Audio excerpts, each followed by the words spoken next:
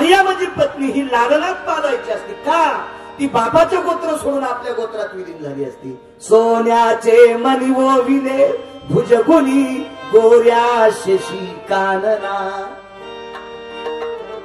हे सोन्याचे मणी ओविले भुजगुनी गोऱ्या शशी कानना. एक बापाकडचं गोत्र आहे आणि एक मालकाकडचं गोत्र आहे. आणि या दोन मण्याच्या मधात मंगळसूत्र असतंय. त्याला आपण लोलक म्हणतो मंगळसूत्र. हे मंगळसूत्र दोन्ही मण्याला घासत असते. इकडचं गोत्र हे लोलक, हे मंगळसूत्र या गोत्राला सांगते, हे मंगळसूत्र इकडच्या गोत्राला सांगते. तू इकडं जर चूक वागली तर दोन्ही गोत्राचा नाश. म्हणून मंगळसूत्र मागे एक लिहिलं होतं, काय मंगळसूत्र गळ्यात बांधायचं का? इच्छू बांधायचं का? सुंगड्या म्हणून नाराय का? इच्छू बांधित असते का? मंगळसूत्र कशासाठी आहे? त्यासाठी शास्त्र आहे. का जोडे घाला पायामध्ये? या भारतातल्या स्त्रीच्या पायात, सौभाग्यवती स्त्रीच्या पायात जोडव का असावा? ती तिची बेडी आहे, ते बंधन आहे. त्याचं कारण सांगू?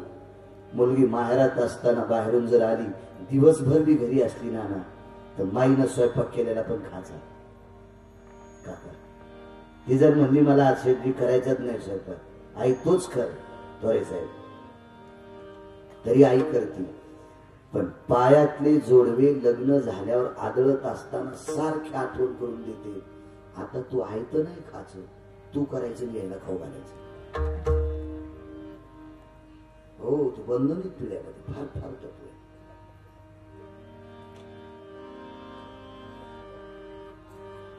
राजा जनकाच्या पत्नीने शीतीला हे बंधन सांगितले 28.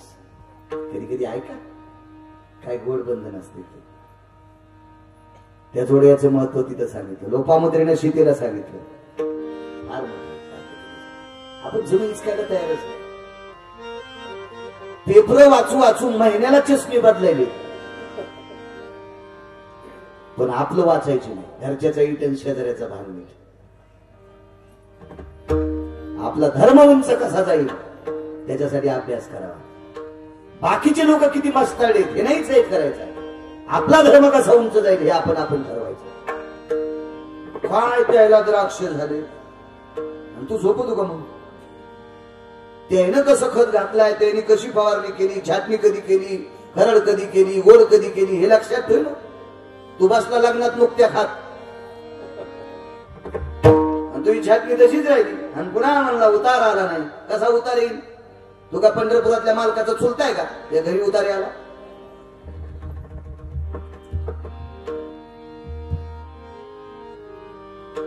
आपला धर्म उंच जाण्यासाठी आपण आपले प्रयत्न करायचे असते. दुसऱ्याला शिवाय देत बसायचं. योग असा आला. काय सांगत होतो तुम्ही? गुंगले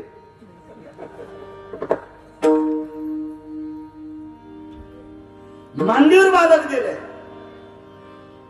चला, कंक म्हणजे हिशोबनीश. एका कागदावर घेतलं. बाकीचं काय दिले ते सांगत नाही, पण अर्ध्या दाशा केल्या. अर्ध्या दाशा सांगतात. अर्ध्या दाशा बनकर अण्णा दाशा होत्या 48,324. अर्ध्या अर्ध्या याच्या दुप्पट करा आता. इतक्या दाशा होत्या. 55 नरेशाकडे विठ्ठल. 48,324 दाशा एका कागदावर लिहिल्या. बाकीची संपत्ती सांगत नाही. आणि द्रौपदीने ओवाळल्याच्या नंतर तो कागद तिच्या ताटात टाकला.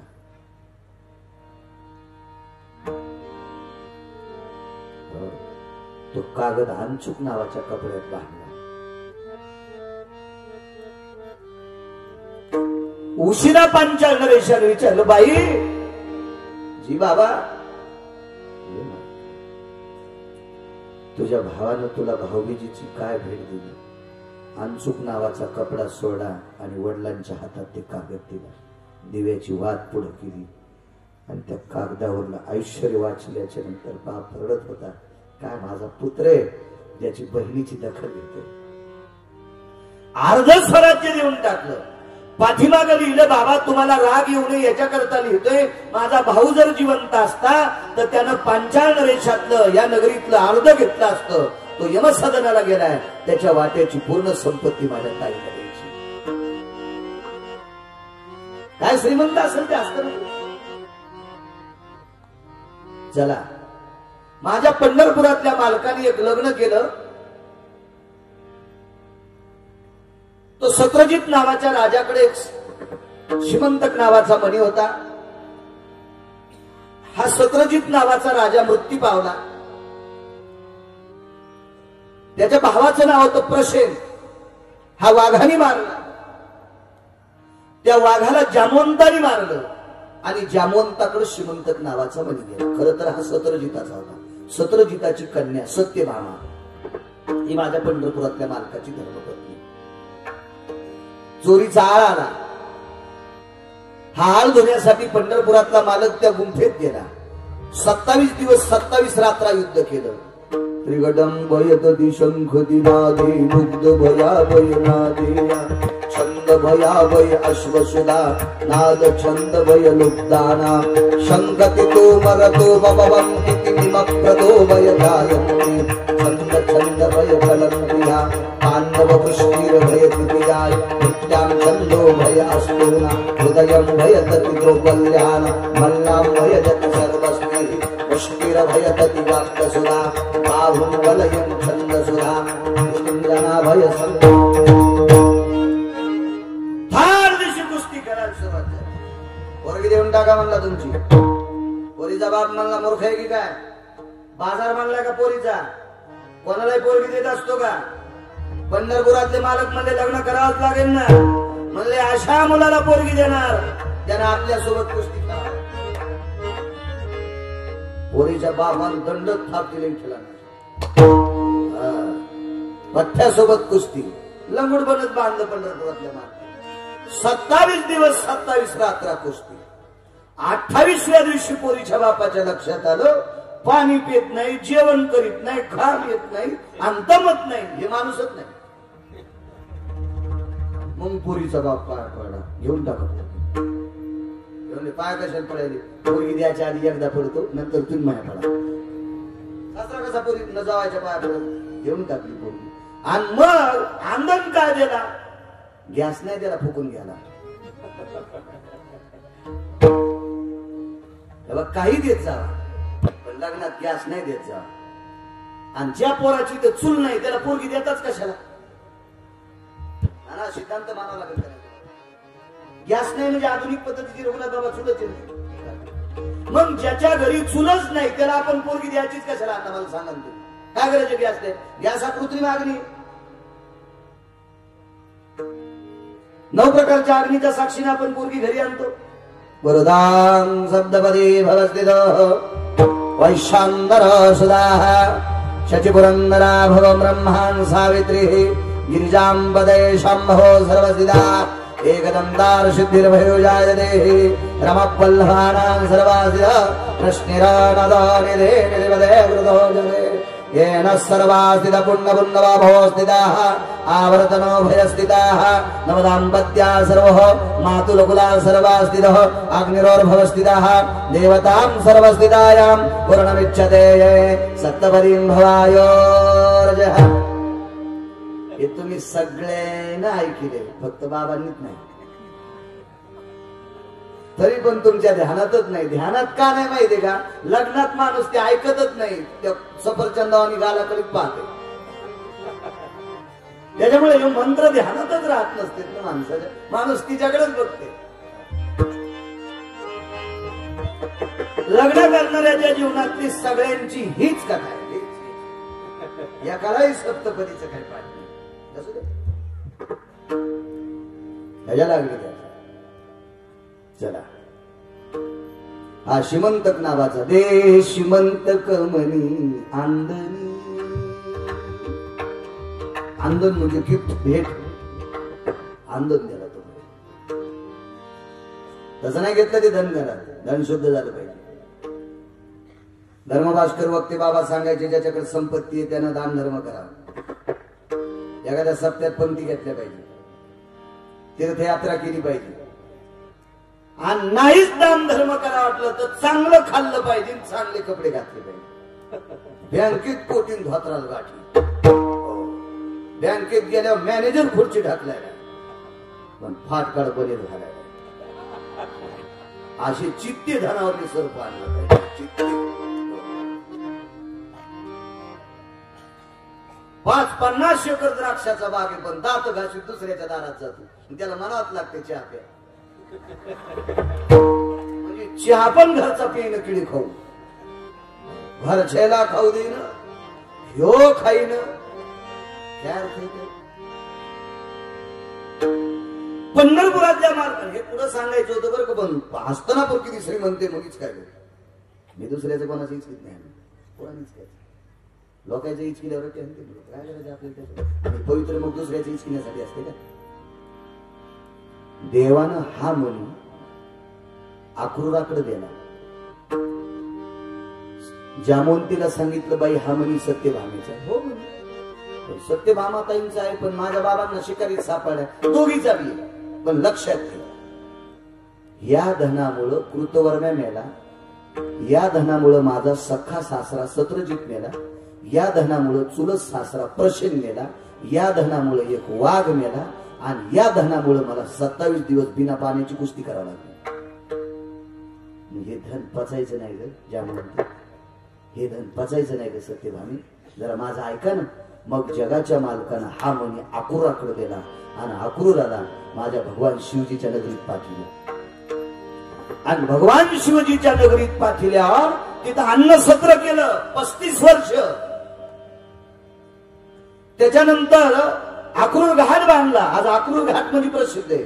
अक्रूरेश्वर लिंगाची स्थापना केली. तिथं अक्रूरेश्वर नावाचं भगवान शंकराचं लिंग आहे. एका तीर्थाचा जीर्णोद्धार केला म्हणून त्या तीर्थाला चक्रपुष्करणी तीर्थ नाव होतं.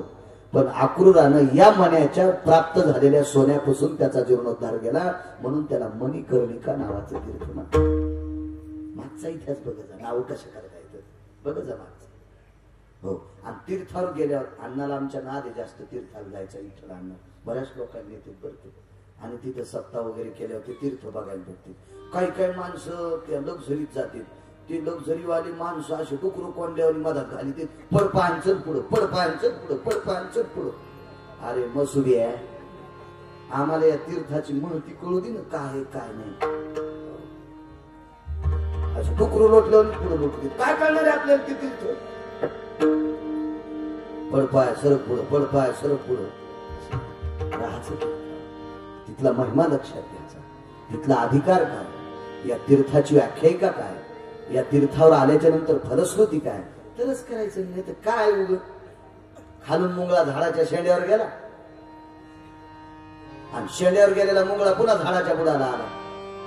झाडावरी मुंगळा करियर झारा, ए झाडावरी मुंगळा करियर झारा, झाडावरी मुंगळा करियर झारा.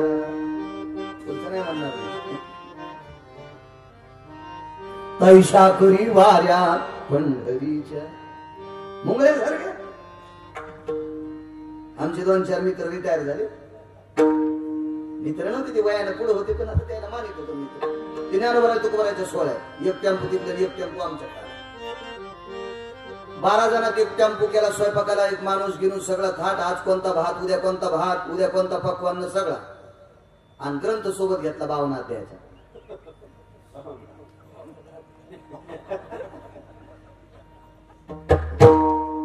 चालू सोहळ्यात टेम्पू पती खेळत होते. टेम्पू सगळं चंद्रभागेत दाबून करून जर पोकल्यान घातलं तरी यायचा उद्धार होईल का? काय कामाची ती सोहळे तिथे जाऊन उलटी गर्दी केली नाही, नालायकानं रस्त्यात रानं खराब केले ना, खाऊन हागून.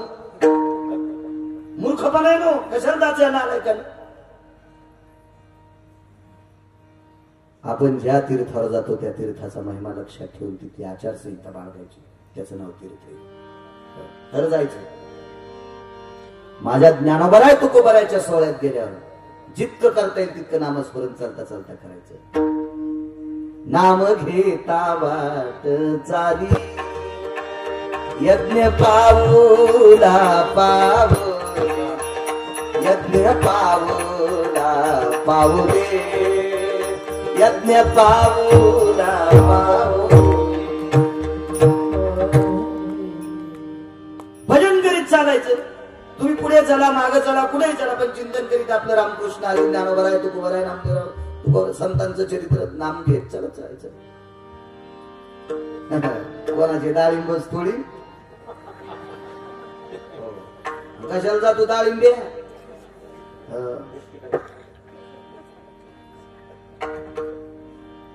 रस्त्याने केळी वाटली अरे आपल्याला लागेल तितकं घ्या.